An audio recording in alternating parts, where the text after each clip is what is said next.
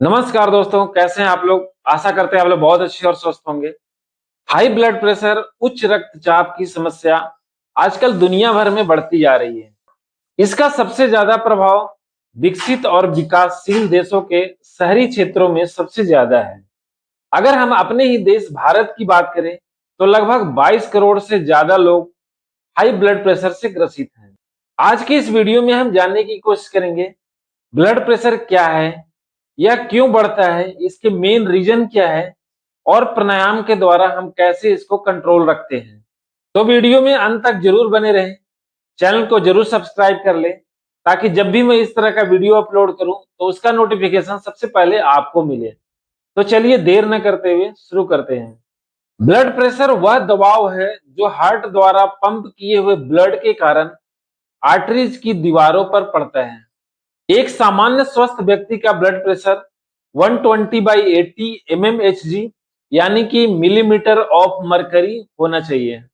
अब इसमें 120/80 mmHg ये हमारा ब्लड का प्रेशर है, यानी कि जिस प्रेशर से हार्ट हमारा पंप करके ब्लड और ऑक्सीजन को हमारे ऑर्गन्स तक पहुंचाता है उसको हम सिस्टोलिक कहते हैं, जो कि 120 होना चाहिए।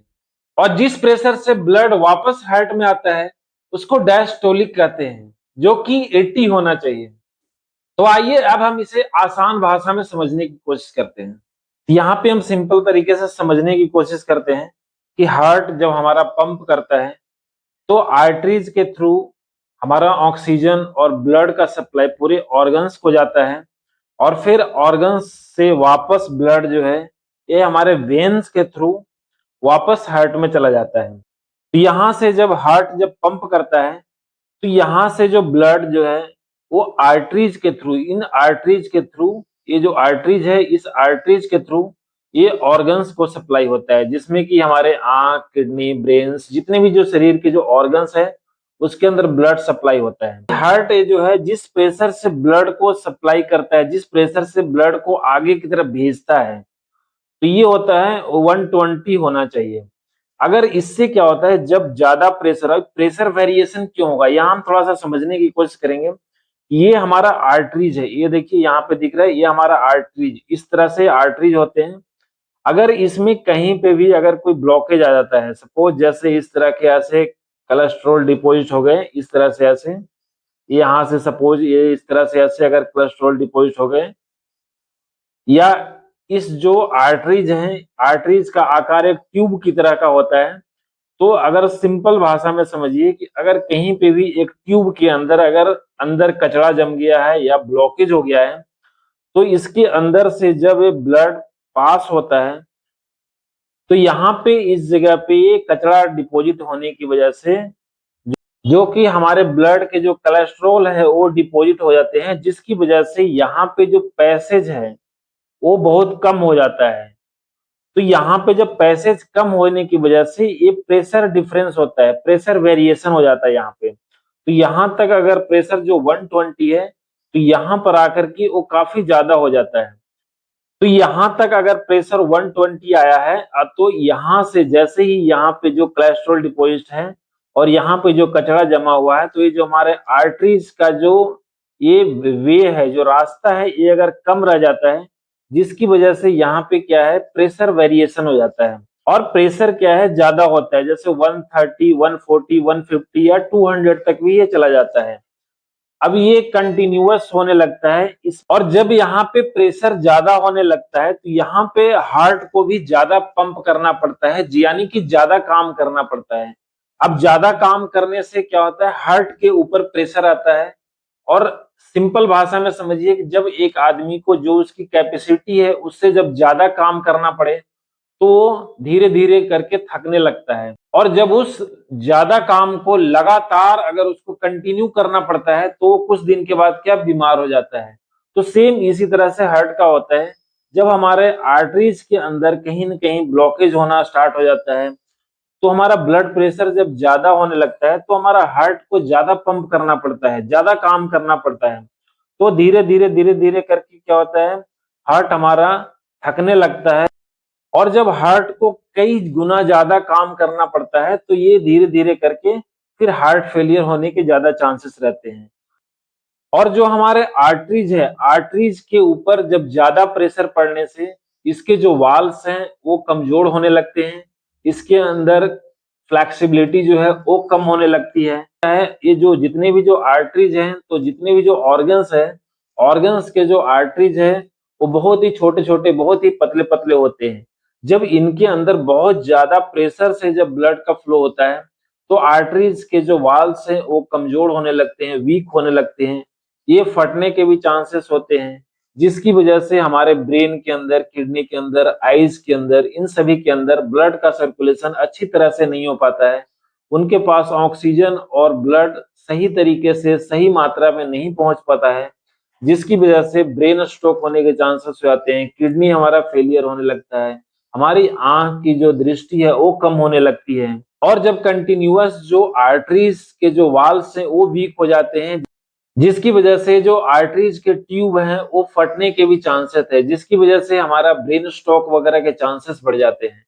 तो इसके लिए जरूरी है कि हम अपने जो आर्टरीज के जो ब्लॉकेज हैं, जो कचरा जमा हुआ है, इसको हम क्लियर करें। अब इसको क्लियर कैसे करना है, इसके लिए हम समझने की कोशिश करते हैं। एक्चुअली ये क्लियर करने के लिए अभी हम जब मेडिसिन खाते हैं तो मेडिसिन क्या करता है, मेडिसिन ब्लड को पतला करता है, और पतला करने की वजह से फिर ये ब्लड जो है, जो यहाँ पे जो एरिया संकुचित हो गया है, इसमें ऐसे धीरे धीरे करके जो ब्लड पास हो जाता है। लेकिन इसका परमानेंट सॉल्यूशन ये है कि जब हम इसको, ये जो हमारा ब्लॉकेज हो रहा है और जो यहाँ पे जो कचड़े डिपॉजिट हो रहे हैं हमारे जो आर्टरीज के अंदर, इसको हमें क्लियर करना है। क्योंकि जब हम इसको क्लियर कर देंगे तो हमारा ब्लड का सर्कुलेशन अच्छा होगा, इसके अंदर ब्लड प्रेशर हमारा अच्छा होगा, और हमारे सारे ऑर्गन्स के पास ऑक्सीजन और ब्लड का सप्लाई अच्छी तरीके से होगा, और वो हमारे सारे ऑर्गन्स स्वस्थ रहेंगे। और यहाँ से ऑर्गन्स के बाद जब गंदा ब्लड है और जिसमें कम ऑक्सीजन की मात्रा होती है, वापस वेन्स के थ्रू होते हुए यह हमारा हार्ट में वापस आ जाता है, जिसमें यहाँ से कार्बन डाइऑक्साइड हमारे शरीर के से बाहर निकल जाता है, और जो वापस जो ब्लड है उसको हार्ट यहाँ लंग्स में भेजता है, और लंग्स में यहाँ ऑक्सीजन मिक्स होकर के लंग्स वापस हार्ट को भेज देता है, और हार्ट हमारा पंप करके फिर से अगेन आर्टरीज से होते हुए हमारे पूरे ऑर्गन्स को ऑक्सीजन और ब्लड का सप्लाई होता है, और अगेन फिर ऑर्गन्स से जो है गंदा ब्लड वापस वेन्स के थ्रू हार्ट में जाता है। तो ये प्रोसेस हमारा चलता रहता है। जो हार्ट ब्लड को पंप करता है और ये आर्टरीज के थ्रू हमारे ऑर्गन्स को जाता है, ये हमारा 120 होता है, 120 से ज्यादा नहीं होना चाहिए। और जब हमारा ऑर्गन्स से ब्लड वेन्स के थ्रू हार्ट में वापस आता है तो ये हमारा प्रेशर जो है 80 होना चाहिए, इससे ज्यादा नहीं होना चाहिए। जब हमारा आर्टरीज के अंदर कहीं भी धीरे धीरे ब्लॉकेज होने लगता है तो हमारा ब्लड का प्रेशर बढ़ने लगता है, और जैसे ही जब ब्लड का प्रेशर बढ़ने लगता है तो ऐसे ही कई सारे बीमारियां हमारे शरीर के अंदर होना स्टार्ट हो जाते हैं। जैसे ज्यादा ब्लड प्रेशर होने की वजह से हमारा हार्ट फेलियर होने के चांसेस बढ़ जाते हैं, ब्रेन स्ट्रोक के चांसेस बढ़ जाते हैं, किडनी फेलियर होने के चांसेस बढ़ जाते हैं, हमारे आईज की दृष्टि कम हो जाती है। तो इन सभी से बचने के लिए, हमारे जो ब्लॉकेज है उसको खत्म करने के लिए हमें कंटिन्यूअस योगासन और प्राणायाम को जरूर करना है। आगे हम जानेंगे कि हम प्राणायाम के द्वारा कैसे हमारे जो ब्लॉकेज है उसको हम बिल्कुल क्लियर कर सकते हैं, हम क्योर कर सकते हैं, और हम अपने ब्लड प्रेशर को बिल्कुल नॉर्मल रख सकते हैं। हाई ब्लड प्रेशर होने के जो मेन रीजन है उसमें सबसे पहला है हमारा गलत लाइफस्टाइल, दूसरा है गलत खान पान, जिसमें फास्ट फूड, जंक फूड और पैक्ड फूड का ज्यादा इस्तेमाल करना। तीसरा रीजन है स्ट्रेस, स्ट्रेस के कारण लोग ड्रिंक करते हैं, स्मोकिंग करते हैं, स्ट्रेस के कारण नींद अच्छी नहीं आती है, और नींद अच्छी न होने की वजह से भी हमारा बीपी बढ़ता है। और चौथा जो रीजन है वो है फिजिकल एक्टिविटी को कम करना। तो हमारा ब्लड प्रेशर सही हो, हमें ब्लड प्रेशर को सही रखना है और हमारे इंटरनल ऑर्गन्स को स्वस्थ रखना है, तो इसके लिए जरूरी है कि हम नियमित योगासन और प्राणायाम का अभ्यास करें। खान पान का विशेष ध्यान रखें, खान पान में हरी और पत्तीदार सब्जियों का ज्यादा उपयोग करें, जंक फूड, पैक्ड फूड और फास्ट फूड का इस्तेमाल न करें। इसके साथ ही जिन किसी व्यक्ति को अगर ब्लड प्रेशर की समस्या बनी रहती है तो इसके लिए एक आसान प्राणायाम है चंद्रभेदी प्राणायाम। तो इसका कम से कम 5 से 10 मिनट लगातार अभ्यास करें।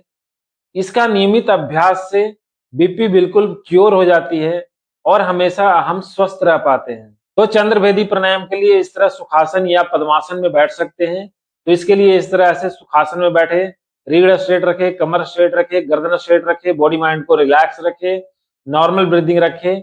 यहाँ से बाएं हाथ को इस तरह से ऐसे ज्ञान मुद्रा में रखे। ज्ञान मुद्रा के लिए इस तरह अंगूठे और पहले वाली उंगली के टिप को इस तरह से ऐसे मिलाएं, तीनों उंगलियां इस तरह से सीधा, और बाएं घुटने के ऊपर दाहिने हाथ के अंगूठे की मदद से दाहिने नाक को बंद करें और बाएं नाक से धीरे धीरे गहरी और लंबी सांस लें। इस तरह से ऐसे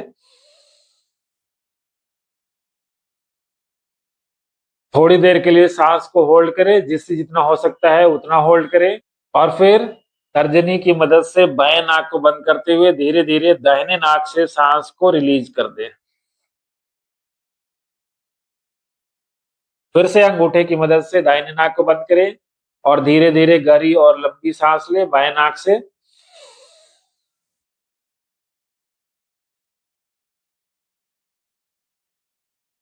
जितना हो सकता है जिससे उतना सांस को होल्ड करें और फिर तर्जनी की मदद से बाएं नाक को बंद करें और धीरे धीरे दाहिने नाक से सांस को रिलीज कर दें।